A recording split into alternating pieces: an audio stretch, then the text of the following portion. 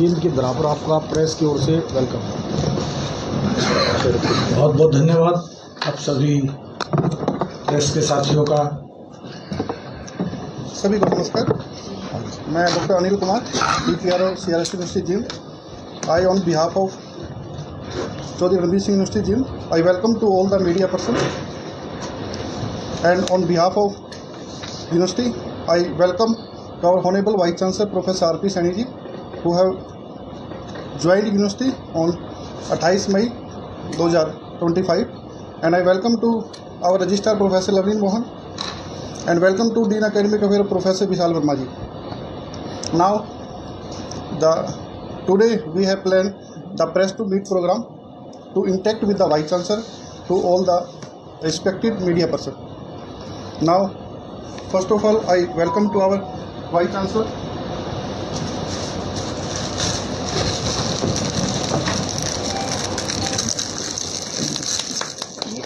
ताली तो हम बजा ही सकते हैं, आपके प्रोटोकॉल का उल्लंघन तो नहीं है। मैं मजे भाते हूँ वाले ताली कैसे बजाएंगे? ऐसे भी बजा सकते हैं। हाँ। Now, I would like to request to our worthy registrar Professor Lavleen Mohan to introduce our Vice Chancellor to the media person. आप सभी को नमस्कार जी। हमारे लिए ये विशेष गर्व का विषय है कि आज यूनिवर्सिटी के जो हमारे वाइस चांसलर जिन्होंने 28 जून 2024 को यहाँ ज्वाइन किया है यूनिवर्सिटी के शीर्ष नेतृत्व पर, उनका हम सब लोग स्वागत करने के लिए और आपसे रूबरू होने के लिए आपके सामने उपस्थित हैं। आपका यहाँ पे हमारा जो कॉन्फ्रेंस हॉल है इसमें स्वागत है। वैसे तो आप लोग पहले भी आते रहे हैं, मीट द प्रेस के कार्यक्रमों में भी आप लोग रहे हैं। आज आप मिलने जा रहे हैं हमारे नए वाइस चांसलर महोदय से और उनके विचारों से भी आप अवगत होंगे। तो आप सभी का पुनः स्वागत है यूनिवर्सिटी के प्रांगण में। इससे पहले कि वाइस चांसलर सर के विषय में कुछ और आगे बताऊं, जिनका एक लंबा चौड़ा इलस्ट्रियस एकेडमिक करियर है, एडमिनिस्ट्रेशन में रहे हैं लंबे अरसे और DAV कॉलेज करनाल जैसी एक बड़ी मानी हुई संस्था के वो शीर्ष नेतृत्व पे भी रहे हैं। और जैसे कभी आप उनसे बात करें तो उनके जोश को देखते हुए ऐसा लगता है कि कोई उस कॉलेज का, उस संस्था का कोई भी इस प्रकार का आयाम नहीं था जो कि उनके प्रभाव से या उनके डायरेक्ट इंटरैक्शन से अछूता। तो इस प्रकार से उनका आपको हर पर्टिकुलर चीज़ में, चाहे वो पब्लिसिटी का हो, चाहे स्टूडेंट स्ट्रेंथ का हो, चाहे डिसिप्लिन को मेंटेन करना हो, टाइम पे आना, टाइम पे जाना, हर एक विषय में उनका एक विशेष योगदान वहाँ रहा है। और उसकी कुछ एक झलक अब हमें यहाँ पे जितना अरसा हुआ है सर को यहाँ आए, यहाँ भी देखने को मिलती है। आप इस यूनिवर्सिटी से भी बहुत अच्छी तरीके से परिचित हैं। 2014 में एक जो स्टार्ट हुई एक छोटे स्वरूप से जो यूनिवर्सिटी चौधरी रणबीर सिंह यूनिवर्सिटी जिसका शुभारंभ हुआ था, आपको जान के प्रसन्नता होगी कि 28 डिपार्टमेंट हैं आज यहाँ पे चल रहे हैं। 6 हमारे प्रोग्राम्स हैं जिसमें PhD भी शिक्षा हम देते हैं शोधार्थियों को। 4000 से 4000 से भी ऊपर हमारे यहाँ बच्चों की संख्या है। मुझे आपको सूचित करते हुए बहुत गर्व का अनुभव हो रहा है कि हम हर एक वर्ष हमारे बच्चे नेट का जो एक एग्ज़ाम है, सेंट्रल एग्ज़ाम, उसको क्वालिफाई करते हैं। और हमारे यहाँ बहुत से जो हमारे टीचर्स हैं, स्पेशली साइंस विभाग के, उन्होंने पेटेंट्स अपने काफ़ी सारे लिए हैं जो उनके नाम पर उनके पास हैं, अर्जित किए हैं अपनी मेहनत से। और निश्चित रूप से जो रिसर्च और इनोवेशन का काम यूनिवर्सिटी का रहता है, शिक्षा देना एक आयाम है, लेकिन क्योंकि ये हायर लर्निंग की बॉडी है, हायर एजुकेशन का इंस्टीट्यूशन है, इसलिए यहाँ पे रिसर्च पे भी उतना ही बल दिया जाता है। आप जानते हैं ये भी कि कितनी स्टेट ऑफ आर्ट हमारे पास जो नई से नई उपकरण हैं उनसे पूरी तरीके से सुसज्जित हमारी लैब्स हैं, चाहे वो लैंग्वेज लैब हो या अलग अलग साइंस के डिसिप्लिन्स की लैब हो, तो वो भी हमारी अवेलेबल हैं बच्चों को संपूर्ण शिक्षा देने के लिए। जैसा कि जो हमारी नई एजुकेशन नीति है उसका भी ध्येय है, तो उसका पूरी तरह से पालन करते हुए एक छोटी यूनिवर्सिटी होने के बावजूद भी, लिमिटेड मैन पावर के और लिमिटेड फाइनेंशियल रिसोर्सेज के बावजूद भी अपना संपूर्ण प्रयत्न यहाँ का जो हर एक एम्प्लॉई है वो करता है। आपको ये भी बताना चाहूँगी कि हमारे यहाँ कई सारे प्रोग्राम्स बजटेड भी हैं, लेकिन SFS सेल्फ फाइनेंस स्कीम के अंडर भी बहुत से प्रोग्राम शुरू किए गए हैं समय समय पर, बच्चों की रिक्वायरमेंट्स को देखते हुए, जॉब मार्केट को देखते हुए।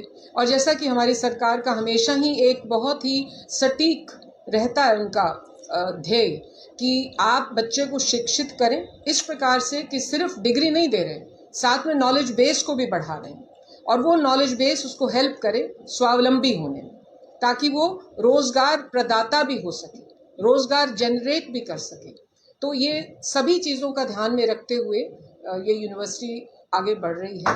आप जानते होंगे कि NSS का हमारा कार्यक्रम बहुत टाइम से चल रहा है, NCC भी अब शुरू कर दी गई है। जितने भी कल्चरल इवेंट्स हैं जोनल इंटरजोनल लेवल पे, उसमें हमारी प्रतिभागिता रहती है, उसमें हमारे बच्चों को अवार्ड्स भी मिले हैं। रिसर्च आर्टिकल्स भी हमारे टीचर्स बहुत से लिख रहे हैं। जहाँ तक कि गेम्स का सवाल है तो आप जानते होंगे कि हरियाणा में तीसरे स्थान पर कुरुक्षेत्र यूनिवर्सिटी और महर्षि दयानंद यूनिवर्सिटी जैसी मानी हुई यूनिवर्सिटीज़ के बाद तीसरा स्थान चौधरी रणवीर सिंह यूनिवर्सिटी का है।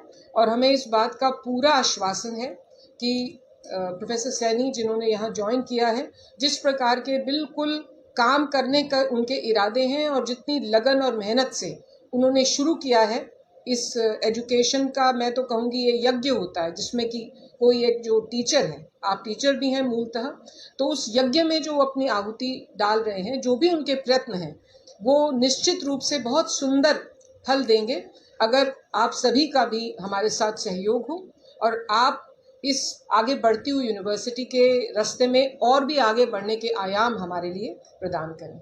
आप सभी लोग यहाँ आए, आज आपका समय हमें मिला। मैं माननीय कुलगुरु महोदय से निवेदन करूँगी कि वो आपके समक्ष अपने विचार रखें।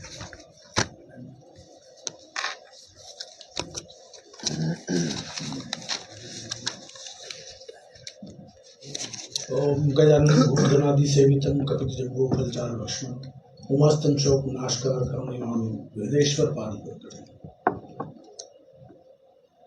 सबसे पहले तो मैं मैडम रजिस्ट्रार मैडम का आभार व्यक्त करूंगा। उन्होंने बहुत कम समय में बहुत अच्छे से विश्वविद्यालय के बारे में और मेरे बारे में भी आप लोगों को कुछ जानकारी दी।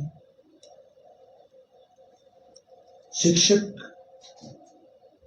को जब एडमिनिस्ट्रेशन का काम भी अपने एरिया में करने को मिलता है, मौका मिलता है, तो वो उसी लगन से जैसे क्लास में अपने विद्यार्थियों को जिस कर्तव्य निष्ठा के साथ, कमिटमेंट के साथ, प्रतिबद्धता के साथ वहाँ काम कर रहा होता है, समय की पाबंदी और बड़ी पंक्चुअलिटी के साथ, डिसिप्लिन के साथ, वो चाहता है कि ऑफिस में भी उसी प्रकार से वो अपना पूरा 100% अपनी प्रतिभा का, अपने अंदर जो भी उसके गुण है या काम करने का उसका तरीका है, वो 100% संस्था को दे। तो मैं आज के इस प्रेस मीट कार्यक्रम में सबसे पहले अपने सभी पत्रकार साथियों का स्वागत करते हुए, हमारे मेरे बराबर में डीन ऑफ एकेडमिक अफेयर्स बैठे हुए हैं डॉक्टर साहब, उनका भी साथ में DPRO साहब और जींद के समस्त डिजिटल और दूसरे पत्रकार बंधु साथी।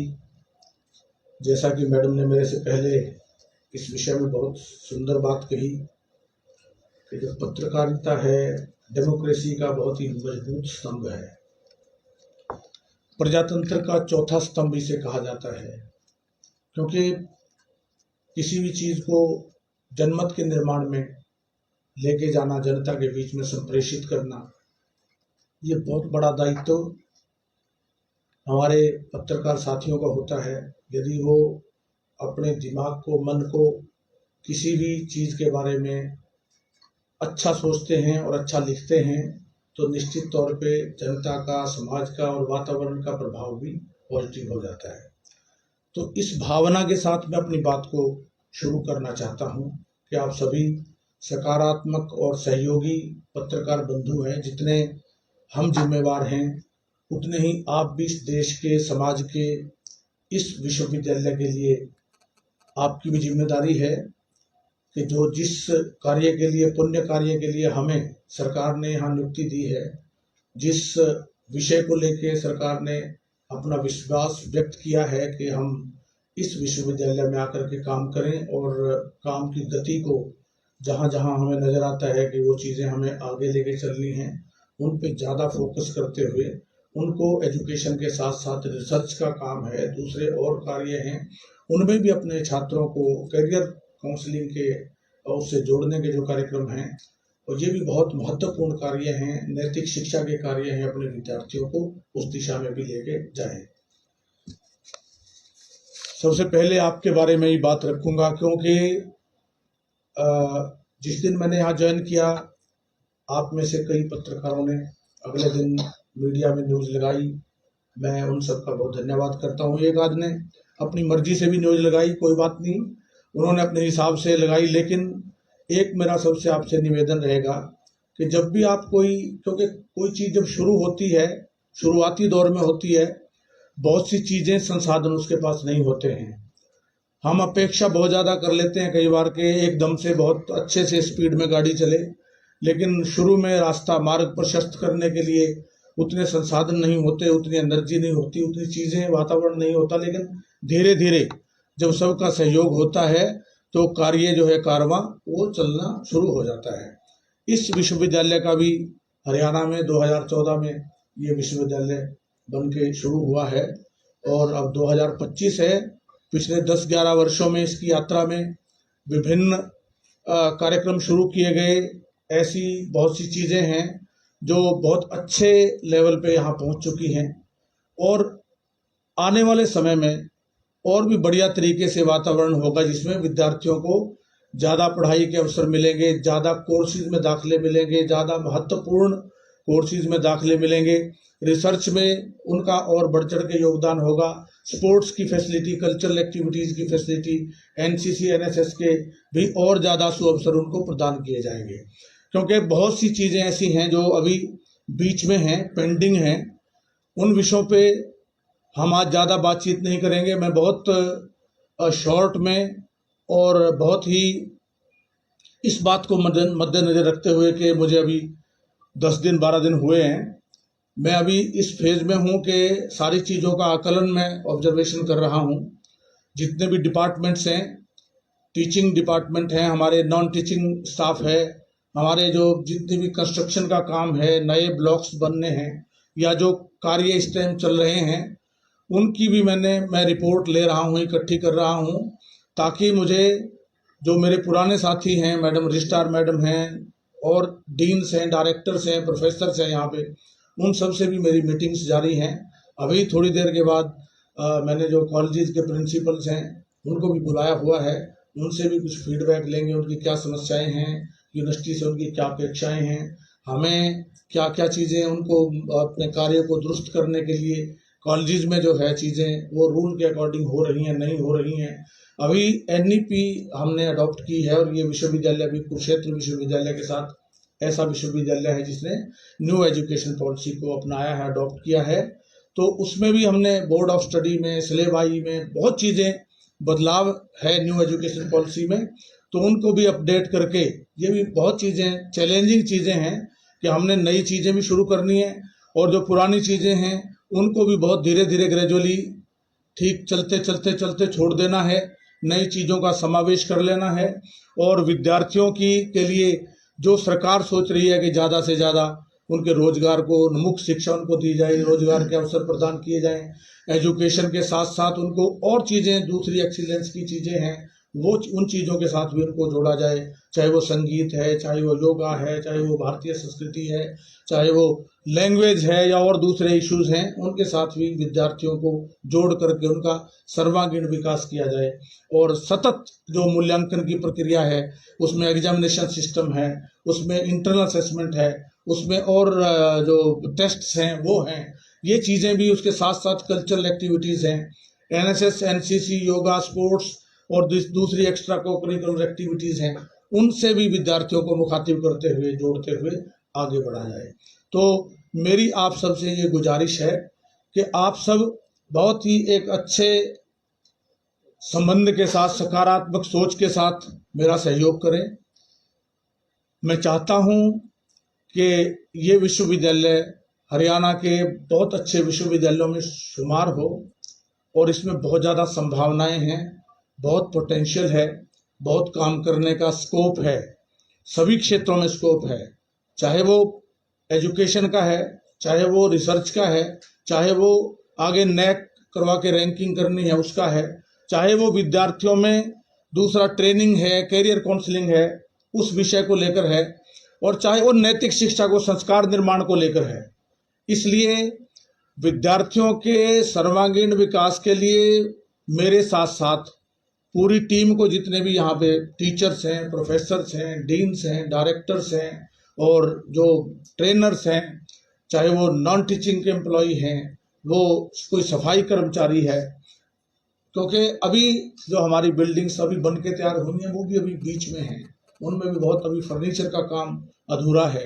बहुत सी चीज़ें ऐसी हैं, हमने बहुत सी चीज़ें शुरू कर दी हैं शुरू में ही, और हमारे पास अभी बैठने तक के लिए स्कोप नहीं है विद्यार्थियों के लिए, कहीं कमरे नहीं है पूरी तरह से हमारे पास पूरी व्यवस्था। वो धीरे धीरे ग्रेजुअली हम साल में 2 साल में, सरकार का भी, हरियाणा सरकार इस मामले में बहुत संवेदनशील है उच्च शिक्षा के प्रति, और दूसरी भी सेकेंडरी एजुकेशन के प्रति भी वो कृत संकल्प है। हायर एजुकेशन काउंसिल सभी वाइस चांसलर को, रजिस्ट्रार्स को और यूनिवर्सिटी के अधिकारियों को बुला करके समय समय पर, जैसे हमारे नए कोर्सेज हमने शुरू किए हैं, एबिलिटी एनहांसमेंट के कोर्सेज हैं, नैक के मैक के कोर्सेज हैं, और दूसरे कोई जो एनवायरनमेंट प्रोटेक्शन के कोर्सेज हैं, दूसरे कोई स्किल एनहांसमेंट डेवलपमेंट के कोर्सेज हैं, उनका डाटा कलेक्ट कर रही है। कंपनियों से, मल्टीनेशनल कंपनियों से एमओयू करवा के विद्यार्थियों को ज़्यादा से ज़्यादा रोजगार के प्रति जागृति दी जाए, उनको एक ऐसा जिम्मेदार नागरिक बनाया जाए, वो ग्रेजुएशन के बाद या पोस्ट ग्रेजुएशन के बाद कुछ ना कुछ रोजगार करने लायक बन के निकलें। ये भारत सरकार का भी, हरियाणा सरकार का भी प्रयास है। उसी रास्ते पे मैं बहुत ही सौभाग्यशाली हूँ कि मुझे चौधरी रणबीर सिंह यूनिवर्सिटी जींद में काम करने का अवसर मिला है। आप लोगों के साथ मैं बहुत ही सकारात्मक सोच के साथ सहयोग की कामना करता हूं, और ये आपको आश्वासन भी दिलवाता हूं कि मेरी तरफ से जो सूचनाएं होंगी वो सही सूचनाएं आपको उपलब्ध करवाई जाएं, और आप भी जो चीज़ कहीं भी प्रिंट मीडिया में या कहीं दूसरी जगह फेसबुक पे या कोई चैनल के माध्यम से प्रेषित करें, लोगों तक पहुंचाएं, वो सकारात्मक हो। नकारात्मक चीज़ों को जब हम रोकते हैं तो सकारात्मक चीज़ें अपने आप बढ़ जाती हैं, और थोड़ी चीज़ को बड़ा करने के लिए बड़ी चीज़ को छोटा कर देना, अगर गंदगी ज़्यादा है उसको साफ कर दो तो सफाई अपने आप ही हो जाती है, ज़्यादा अच्छी चीज़ें नजर आनी शुरू हो जाती हैं। इसलिए हम बहुत ही सारे पत्रकार बंधु, बहुत ही सीनियर लोग बैठे हुए हैं, मैंने परिचय भी नहीं लिया, मुझे चाहिए था, बल्कि मैं एक बार परिचय जरूर लूँ आपका, कम से कम एक बार मुखातिब हो जाऊँ कि किस न्यूज़पेपर से, किस चैनल से आप सब साथी यहाँ विराजमान हैं। और आगे हम कुछ दिनों के बाद मैं थोड़ा होमवर्क कर लूँ, चीज़ें तब तक मेरे संज्ञान में आ जाएं, मैं सरकार से भी बात कर लूँ, क्योंकि पूरी चीज़ों पे अभी काम तब शुरू होगा जब मेरे पास पूरा डाटा होगा और मेरा उस पर वर्क किया होगा। आधी अधूरी बात लेके यदि हम सरकार से भी कोई बात करते हैं तो बहुत सी चीज़ें छूट जाती हैं। किन विषयों को हमें प्राथमिकता से लेके चलना है, वो चीज़ें मैं अभी अपने साथियों से यहाँ जो काम कर रहे हैं, स्टूडेंट्स भी मेरे को आके मिल रहे हैं, और पत्रकार बंधु भी, ऐसा नहीं है, वो भी मेरे से बात करते हैं। कई पत्रकारों ने कल भी मेरे को रात फ़ोन करके बात की। मुझे अच्छा लगता है जब आप किसी विषय के बारे में सकारात्मक सोच के साथ मेरे से बात करते हैं, तो मुझे लगता है कि आप एक जिम्मेदार व्यक्ति हैं, और अपनी जिम्मेदारी को निभाने के लिए आप सही बात को निकाल रहे हैं, पूछ रहे हैं। तो मेरा अनुरोध रहेगा कि आप कुछ भी आप मेरे से पूछना चाहें, 2-4 बातें बहुत शॉर्ट में मैं बता भी पाऊंगा। प्रोफेसर साहब जी, कल आपके यहाँ यूनिवर्सिटी से एक मैसेज निकल के बाहर आया, कुछ कोर्सेज बंद कर दिए, वो संसाधन की कमी की वजह से किए गए हैं या फिर उनकी इम्पोर्टेंस ही नहीं रही जो होल्ड किए गए, होल्ड क्यों किए? ठीक है, आपने सही बात पूछी है। यूनिवर्सिटी सिस्टम में मैंने जैसा कहा अभी शुरू हुई है यूनिवर्सिटी, हमने यहाँ पर 2 प्रकार के कोर्सेज हैं, रेगुलर कोर्सेज और सेल्फ फाइनेंसिंग कोर्सेज। स्थिति ये है इस यूनिवर्सिटी की कि सेल्फ फाइनेंस में का जो खर्चा है वो रेगुलर कोर्सेज से ले रहे हैं। जो कोर्सेज हम सेल्फ फाइनेंस में चला रहे हैं उनमें यदि आप बजट देखेंगे तो हम रेगुलर वाला पैसा उस सेल्फ फाइनेंस में दे रहे हैं, तब जाके कोर्स को चलाना शुरू कर रखा है। उनमें भी फिर दूसरा ऐसे बहुत से कोर्सेज हैं जिनमें ना तो एडमिशन है ना बैठने की जगह है विद्यार्थियों के। अब हम उदाहरण के तौर पे लॉ का कोर्स है, उस कोर्स में हम अच्छी खासी फीस यूनिवर्सिटी देती है। विद्यार्थियों को जाके आप देखें टूटे हुए बेंचों पे उनके लिए बैठने के लिए बेंच भी नहीं है। तो हमें पहले व्यवस्था बैठने की हमारी प्रायोरिटी होनी चाहिए। जिन कोर्सेज को हम चलाएं उनको बहुत अच्छे तरीके से चलाएं, ताकि आप लोगों के पास भी, सरकार के पास भी, विद्यार्थियों को भी ये कहने का मौका ना मिले कि जो हमारे पास यदि किसी सब्जेक्ट के विषय के टीचर भी नहीं है, हमारे पास इंफ्रास्ट्रक्चर भी नहीं है, हमें बंद नहीं करना है कोई कोर्स। मैं आपको ये भी मैं स्पष्ट कर देना चाहता हूं कि जो भी कोर्सेज हैं, हम जो भी महत्वपूर्ण कोर्सेज हैं, चाहे वो हमें कितनी ही तंगी में चलाने पड़े, हम उनकी कैसे भी व्यवस्था करें, उसका हमारा पुरजोर प्रयास रहेगा और मेरे से पहले प्रयास जारी है। ये जो आपने बात पूछी है, ये पिछली जो वाइस चांसलर थे इससे मेरे से पहले एकेडमिक काउंसिल में ये इशू कोर्ट में बहुत बड़े डिस्कशन के बाद कि भी जब आपके पास संसाधन भी नहीं है, सेल्फ फाइनेंस में आप कोर्स रन कर रहे हैं, आपके पास टीचर तक नहीं है, बैठने के लिए रूम्स नहीं है, तो कुछ टाइम के लिए इन कोर्सेज को, जो कोर्सेज ऐसे कोर्सेज हैं पूरी तरह से सेल्फ फाइनेंस में हैं और उनमें एडमिशन भी कम है और आपके पास टीचर्स भी नहीं है, तो उन विषयों को आप थोड़ा पोस्टपोन करके अगले सेशन में, ताकि आपकी लाइब्रेरी में अभी शुरू हो जाए, कुछ उधर बिल्डिंग खाली हो जाए, उनकी महत्ता के अनुसार और उनकी रेलिवेंस के मुताबिक संख्या के अनुसार उनको जारी कर दें। जो बहुत जरूरी कोर्सेज हैं वो सारे चलेंगे और उनमें से भी हमने कोई कोर्स को छोड़ना नहीं है। जो यूनिवर्सिटी ने कोर्स लिए हैं सभी कोर्सेज को पूरी जिम्मेदारी के साथ हम चलाएंगे, लेकिन चलाएंगे बहुत अच्छे से। और सर इसी में एक सवाल निकल गया, तो आपका पीएचडी अक्सर शिक्षा से जुड़ा है। आप अपना शुभ नाम बताएं। संदेश शर्मा, पंजाब की से ओरिएंटेड है जी। तो अभी आप बता रहे हैं कि अब कहीं ना कहीं संसाधन की कमी है, हमें ऐसा नहीं लगता कि सरकार नजर इनायत नहीं कर पा रही, जिस हिसाब से बजट देना चाहिए वो नहीं दे पा रही है? सरकार से बजट मांगना भी हमें पड़ेगा। ये तो देखो सभी यूनिवर्सिटीज के लिए है, कोई अकेली यूनिवर्सिटी तो है नहीं। पूरे हरियाणा का जो फाइनेंस डिपार्टमेंट हम सप्लीमेंट्री बजट लेके सरकार दे देगी, सरकार मना नहीं करती। यदि हम संसाधनों की डिमांड समय पे करें, सरकार को हमें ये दिखाना पड़ेगा कि हम ये काम कर रहे हैं और हम इस बजट का सही यूटिलाइज कर रहे हैं। यदि वो यूटिलाइजेशन हमारा ठीक ढंग से जाएगा, हम समय पे डिमांड रखेंगे, तो निश्चित तौर पे सरकार बजट देगी। और सरकार का इस मामले में बहुत स्पष्ट संदेश है कि यदि आप कोई रिसोर्सेज का यूटिलाइज नहीं कर रहे हैं ठीक तरीके से, तो फिर सरकार क्यों देगी? ये तो क्रेडिबिलिटी हमें दिखानी पड़ेगी सरकार को। और मुझे विश्वास है कि मेरी यूनिवर्सिटी में जो है बहुत पोटेंशियल है। हम बजट भी सरकार से मांगेंगे, सरकार बजट भी देगी, हमें ज़्यादा बजट देगी, मेरा ऐसा मानना है। पिछले दिनों आपका एक और प्रश्न होता है, उसमें 2-3 कर्मचारियों को जो वेतन लटका हुआ था उसको आपने रिलीज किया था, बाकी ऑपरेशनल वर्क था वो। लेकिन इससे एक और सवाल निकल के आ रहा है, 5 साल पहले यहाँ प्रोफेसर संदीप अग्रवाल जी को सस्पेंड किया गया। आज भी यूनिवर्सिटी उनको 75% सैलरी दे रही है, वो आपके कैंपस को भी यूज कर रहे हैं। क्या अगर पॉजिटिव तरीके से सोचा जाए, हम सैलरी भी दे रहे हैं, कैंपस भी उनको रहने की जगह दे, वो इस विषय पे आप मेरे से फिर बात करें, जब स्पेसिफिक इस पॉइंट पे हम बात करेंगे, क्योंकि आज ये ना तो ये विषय है इसका पत्रकार मीट का और ना मेरे को जानकारी है, क्योंकि मैं कोई आधी अधूरी बात आपके सामने रखूं वो मजे की बात नहीं है।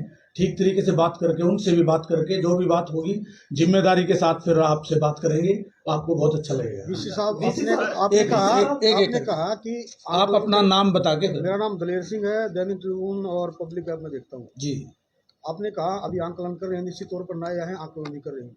यूनिवर्सिटी की भर्तियों को लेकर काफ़ी विवाद रहा है। पहले एक विवाद ये भी था कि भर्तियों में अनियमितता है, दूसरा ये रहा है कि जो भर्तियाँ होती हैं कच्ची पक्की जैसी भी, उनमें रिजर्वेशन का ध्यान नहीं रखा जाता, इसकी शिकायतें भी नहीं। बहुत बढ़िया, इसको लेकर आपने जो है देखो, अब हर एक चीज ट्रांसपेरेंट, यही मैंने बात कही है आपको, जो मैंने जवाब दिया था कि सरकार को हमें ये मैसेज तो देना ही होगा कि हम ठीक से काम कर रहे हैं।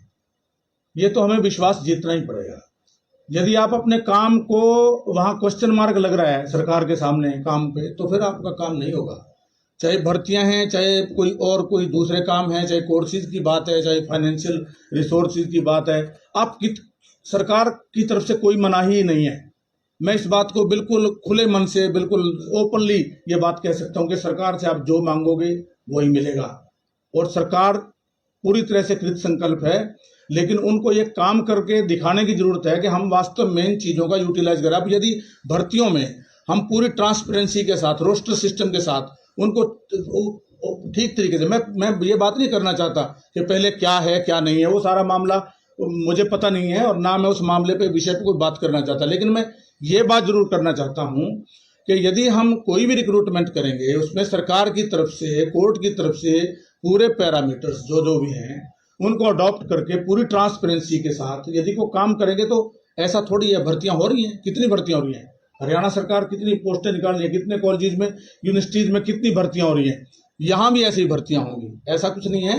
हम इसके लिए सरकार को जो ट्रांसपेरेंसी है, लोगों को भी, आप लोगों को भी वो चीज़ समझ में आनी चाहिए। जब हम किसी चीज़ को बिल्कुल सामने रख के बिल्कुल शीशे की तरह साफ करके काम करते हैं तो फिर क्वेश्चन मार्क की गुंजाइश नहीं रहती। और मुझे विश्वास है कि ये कार्य भी, जो ये शुभ कार्य है, हमारी यूनिवर्सिटी को हमें बहुत आवश्यकता है। हमारे पास 2 क्लर्क हैं पूरी यूनिवर्सिटी में, 2 क्लर्क हैं, एक क्लर्क रेगुलर है, दूसरा डेपुटेशन पे है यूनिवर्सिटी में 2014 से। और यूनिवर्सिटी आप ये देखो ना यूनिवर्सिटी में, लेकिन हम उस चीज को अगर हम ठीक ढंग से उसको रखेंगे, सरकार के सामने रखेंगे और वो प्रक्रिया हम शुरू करवाएंगे तो ऐसा नहीं है, जितनी हमारी सैंक्शनड चीजें वो सारी पूरी करवा पाएंगे। एक जरूर मैं आपसे वायदा लेना चाहता हूं कि आप इसमें मेरा साथ देंगे, क्योंकि यहाँ से जो भी चीज जाएगी, न्यूज में जाएगी, वो चीज सरकार तक पहुंचती है, वो पॉजिटिव नोट पे जाए, ताकि मुझे पहले ही ये ना लगे कि मेरी कोई स्टेटमेंट तोड़ मरोड़ के रख दें आप और मैं वहां तक जाऊं कोई चीज लेके, वो कहें जी आपने अपनी मर्जी से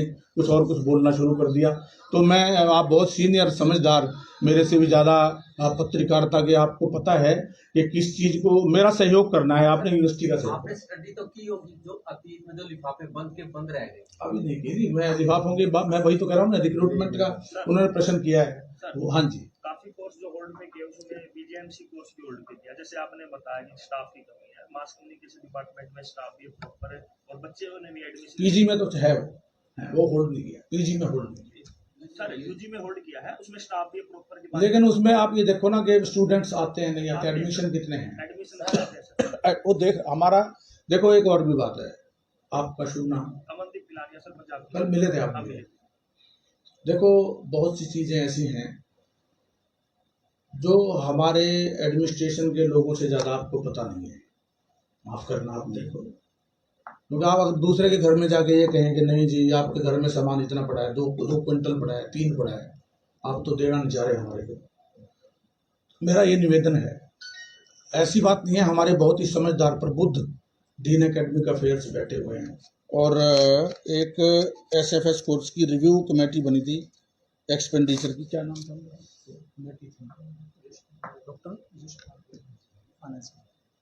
फाइनेंस कमेटी बनी थी। उन्होंने SFS के कोर्सेज को और इनको, हमारी यूनिवर्सिटी के भी कोर्सेज हैं, उनको रिव्यू पे लिया था। अब वो चीज़ें भी हम यहाँ डिस्क्लोज तो नहीं कर सकते, लेकिन हमारे अंदर के जो लोग हैं उनको सब पता है। और हम ये बिल्कुल नहीं चाहेंगे कि कोई भी कोर्स, मास कम्युनिकेशन का कोर्स कोई ऐसा कोर्स नहीं है कि बहुत छोटा कोर्स है, ये बहुत इम्पोर्टेंट कोर्स है। उसको हम ठीक तरीके से चला पाएँ, अच्छे बच्चों की भर्ती उसमें हो, अच्छे स्टूडेंट्स उसमें आए और वो अच्छे पत्रकार बने आपकी तरह। अब हमारे पास यदि स्टाफ है कि नहीं है, या वहाँ परिस्थितियाँ क्या है, एडमिशन किस तरह के स्टूडेंट्स के हम कर रहे हैं, कैसे हम उसको चला रहे हैं, ये तो जो एडमिनिस्ट्रेशन है उनको मेरे से भी ज़्यादा अभी तो पता है। आने वाले टाइम में 6 महीने में हो सकता है मुझे और ज़्यादा पता चले, लेकिन अभी तो मेरे से ज़्यादा, क्योंकि 6 महीने पहले ये निर्णय हुए हैं, 3-4 महीने पहले एकेडमिक काउंसिल में, कोर्ट में बहुत मंथन के बाद ये निर्णय हुए हैं। और उनमें से भी मैंने रिक्वेस्ट करके अभी जैसे ही अभी हमने ये प्रोस्पेक्ट्स वगैरह हम तैयार कर रहे थे, तो 7-8 कोर्सेज ऐसे हैं जिनको BBA के हैं, BCA के हैं, माइक्रोबायोलॉजी का है, पब्लिक एडमिनिस्ट्रेशन का है, और हैं कई कोर्सेज जिनको हमने ये सोचते हुए कि नहीं इनको तो हमें जारी रखें, किसी भी तरीके से इनका अरेंजमेंट करें, और मास कम्युनिकेशन का भी हम रखेंगे, वो भी हमारा जारी रहेगा। अभी फिलहाल के लिए वो सस्पेंडेड अगर हो सकता है उस टाइम के लिए, लेकिन अच्छे से व्यवस्था हो उसमें। कई चीज़ें अभी ऑब्स्टेकल्स हैं हमारे सामने, उनको हम दूर करने लग रहे हैं। तो बहुत जल्दी वो चीज़ें दूर होंगी। मैं आपको दोबारा बुलाऊंगा, तब आप ये जो क्वेश्चंस हैं ऐसे आप तब मेरे से पूछना, बहुत ही सम्मान के साथ आपको अच्छे से उनका जो भी प्रॉपर जवाब है, रिप्लाई वो हम देंगे। डीसी साहब, आपने न्यू एजुकेशन पॉलिसी का आपने जिक्र किया, यूनिवर्सिटी ने लागू भी कर दी है। कब से ये लागू हुई? क्या ये न्यू एजुकेशन पॉलिसी लागू करने से पहले क्या जागरूकता जरूरी थी? देखो, जागरूकता तो टीचर्स में जरूरी थी, वो कर दी थी। ओरिएंटेशन वगैरह हमारे करवाए गए।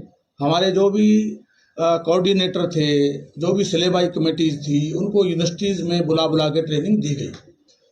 किसी सिस्टम को जब, क्योंकि सिलेबस है, उस सिलेबस को 2 हिस्सों में बांटना, उस सिलेबस को कम ज़्यादा करना, बोर्ड ऑफ स्टडी को अपडेट करना, सिलेबाई अपडेट करना, और उसके जो सिस्टम का तैयार करना, पेपर वगैरह, इंटरनल असेसमेंट का पैटर्न तैयार करना, उसमें 3-4 कोर्सेज को और जोड़ देना, जैसे वैक है, वैल्यू एडिड कोर्सेज हैं, स्किल एनहांसमेंट कोर्सेज हैं। अब इनके लिए कोई अलग से तो कोई और व्यवस्था की जरूरत नहीं थी। जो टीचर्स हैं उनको बता दिया गया था, विद्यार्थियों में उसको लागू करना था, phase wise, first year, second year, third year उसमें लागू करना। तो ग्रेजुअली वो चल रही है चीज़। और जब शुरू वाले फेज में कोई चीज़ होती है उसमें जरूर कमियाँ आती हैं, उन कमियों को दूर भी कर रहे हैं। देखो, मैं यहाँ भी मेरे से पहले जो भी यहाँ टीचर्स हैं, अथॉरिटीज़ हैं, काम कर रही हैं, उनको कॉन्ग्रेचुलेट करूँगा कि उन्होंने इस बहुत बड़े चैलेंज को स्वीकार किया, जिसको न्यू एजुकेशन पॉलिसी को बहुत बड़ी बड़ी यूनिवर्सिटीज़ अडॉप्ट करने से डरती हैं देश की।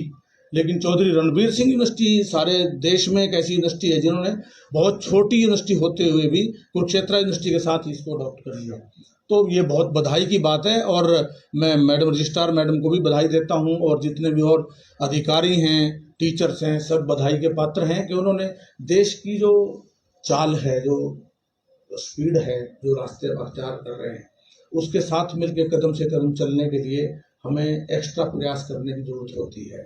किस सत्र से शुरू हुई जी?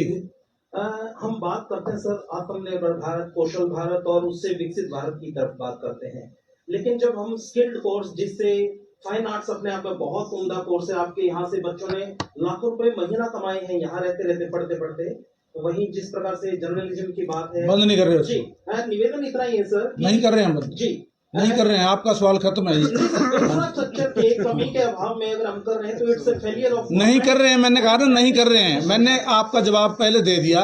फाइन आर्ट के कोर्सेज चल रहे हैं, नहीं कर रहे हैं, बात ही सवाल ही खत्म हो गया। सर, ये एजुकेशन पॉलिसी है न्यू कब से शुरू है आपकी? 2020 में तो आई थी सर ये। अच्छा, हमने 23-24 से की है, यहाँ पे इम्प्लीमेंटेशन में आई है 23-24 से। हाँ जी, 23-24, 24-25, 25-26 थर्ड ईयर फ्यूचर के लिए सरकार से क्या कुछ लेने जा रहे हैं? ये बहुत बढ़िया, बहुत बढ़िया। देखो, ये आपने ये पूछना चाहिए मेरे से आपको। यहाँ जो प्राथमिकताएं हैं वो सबसे पहले तो इंफ्रास्ट्रक्चर की है। जैसे हम ये कोर्सेज की बात कर रहे हैं, नैनपाल जी ने भी ये बात रखी अपने भाई ने, और आप पंचाल साहब ने रखी बात, और आप सभी साथियों के मन में भी, 2 साथियों के रात आओ जाओ, गौड़ साहब आ जाओ प्लीज, और साथियों के मन में भी ये बात होगी। लोग तो डिमांड करते हैं, रिक्वेस्ट करके सरकार से इधर उधर से लेके आते हैं कि भी बच्चों को ज़्यादा और हम ज़्यादा पढ़ाएं। हमारा क्या जाता है, हमारा तो नाम ही होगा अगर ज़्यादा कोर्सेज चलेंगे, यूनिवर्सिटी में ज़्यादा रिसर्च होगी, ज़्यादा टीचर्स होंगे, स्टूडेंट्स ज़्यादा होंगे, यूनिवर्सिटी का नाम होगा। ये सारे ही चाहते हैं, कोई ये नहीं चाहता कि किसी चीज़ को चलते हुए को बीच में हमें रोकना पड़े, कुछ टाइम के लिए उसको थोड़ा आगे सरकाना पड़े, कोई नहीं चाहता।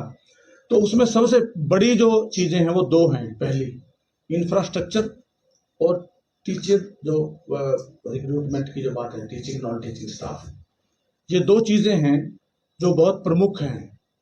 पहले हमें ये दूर करनी है। तो सबसे पहले तो हमारा जो अभी पीछे मेरे से पहले मैंने अभी फाइल मैडम रजिस्ट्रार से मंगवा के हमने मीटिंग भी की है साथियों ने सब मिलके, कि कुछ हमारे जो कंस्ट्रक्शन के कार्य हैं वो पेंडिंग हैं, उनके टेंडर वगैरह भी हो गए थे लेकिन वो किसी वजह से अभी रुके हुए हैं। तो वो ब्लॉक बनते ही, 3रा और 4था ब्लॉक, 2 ब्लॉक अभी बनने हैं, 2 ब्लॉक बन चुके हैं। तो जो 3रा ब्लॉक है वो मेरी प्राथमिकता रहेगी, वहाँ बहुत जल्दी हम उस कार्य को शुरू करें। लाइब्रेरी हमारी तकरीबन तैयार हो चुकी है, इसको बहुत जल्दी इसका इनॉग्रल करवा के, उद्घाटन करवा के, इसको प्रॉपर तरीके से इसमें विद्यार्थियों के बैठने के लिए अच्छी व्यवस्था हो, विद्यार्थी बैठ के पढ़ें और स्पेस हो। अगर हमें क्लासेस लगाने का उधर जहाँ पे लाइब्रेरी है वहाँ भी स्पेस बनेगा तो हम और भी कुछ कोर्सेज मैंने पेंडिंग रखे हैं कि हम वहाँ शुरू कर देंगे। तो मेरी पहले 2 प्राथमिकताएं तो ये हैं। नंबर पहली प्राथमिकता कि हम जो कंस्ट्रक्शन जो भी हमारे बच्चों के लिए, विद्यार्थियों के लिए बैठने की व्यवस्था है वो सबसे पहले उपलब्ध करवाएं, तभी हम कोर्सेज और ये दूसरी चीज़ें चला पाएंगे। दूसरी व्यवस्था है कि टीचिंग और नॉन टीचिंग स्टाफ की जो भर्तियों का इशू है उसको भी हम गति दें, उसकी भी जो समस्याएं हैं उनको दूर करवा के सरकार से बातचीत करके जल्दी से ये प्रक्रिया भी शुरू हो, ताकि विद्यार्थियों की पढ़ाई अवरुद्ध ना हो, उनको अच्छे टीचर्स मिले, क्वालिफाइड टीचर्स मिले, अनुभवी टीचर मिले। ये 2 चीज़ें बहुत ज़रूरी होती हैं। उसके बाद की जो फैसिलिटीज़ हैं, चाहे वो एक्टिविटीज़ की हैं, चाहे वो एक्स्ट्रा कोकरिकुलर एक्टिविटीज़ हैं या कैरियर काउंसलिंग के अवसर हैं, उसके लिए अच्छी कंपनियों के साथ MOU करवाया जाए। और एक मेरी बहुत प्राथमिकता रहेगी तीसरी कि मैं यूनिवर्सिटी की रैंकिंग करवाऊँ। जो है हम NAC का जो एक प्रोसीजर है वो आज तक इस यूनिवर्सिटी में नहीं हो पाया है, NAC की एक्रेडिटेशन। तो वो NAC के लिए हम अगले 5-6 महीने में पूरा जोर शोर से तैयारी करें और यूनिवर्सिटी की रैंकिंग करवा के उसके बाद सारी चीज़ें सरल होती हैं। एक यूनिवर्सिटी को रैंक मिलता है, एक एक्रेडिटेशन सर्टिफिकेट मिलता है, उसके आधार पर हमारी जितनी भी ग्रांट्स हैं, वो सारी जितनी सहायता है सरकार की, UGC की, वो चीज़ें टिकी हुई हैं। तो यूनिवर्सिटी को अच्छी रैंकिंग मिले, उससे हमारी यूनिवर्सिटी का नाम बढ़े, हमारे स्पोर्ट्स के, कल्चर के और मौके भी हम विद्यार्थियों को दे सकें। तो पहले नंबर ये 3 मैंने बताई हैं। पहली, जो बच्चों के लिए बैठने की व्यवस्था हो, उसके लिए जो भी हम स्पेस तैयार कर सकें। दूसरी, टीचिंग नॉन टीचिंग स्टाफ के लिए भर्ती हो। तीसरी, फाइनेंशियल रिसोर्सेज हम और ठीक करें यूनिवर्सिटी के लिए, ताकि जो भी हमारे लिए समस्याएं हैं, जैसे मैंने अभी बताया कि हमें सेल्फ फाइनेंस में भी हमारे पास पैसे नहीं है, हम रेगुलर पैसे को सेल्फ फाइनेंस में ले जाके यूज कर रहे हैं। तो ये तो उल्टा काम हो रहा है।